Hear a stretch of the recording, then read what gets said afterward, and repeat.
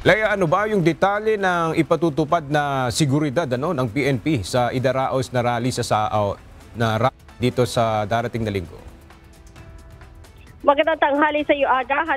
Handa nga ang mga tauhan ng Philippine National Police sa Central Luzon na tumulong upang matiyak na magiging payapa, maayos at ligtas ang mga pagtitipon o ang pagtitipong gagawin o ikinasa ng trillion peso March 2.0 sa linggo, November 30.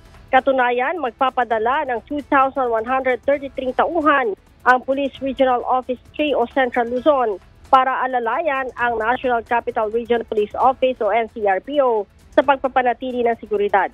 Ayon kay Pro 3 Director, Police Brigadier General Rogelio Peñones Jr., 2,000 rito ang bubuo sa Civil Disturbance Management Contingent habang nasa 133 naman ang itinalaga bilang direktang augmentation sa NCRPO. Bukod dito, mayroon ding 1,139 na reactionary standby support force ang Pro 3 sakaling kailanganin pa na magdagdag ng pwersa sa mismong araw ng kilos protesta. Nauna nang nagsagawa ng Civil Disturbance Management Simulation Exercise ng Pro 3 para patatagin ang koordinasyon at kahandaan ng mga tauhan para sa nasabing aktibidad.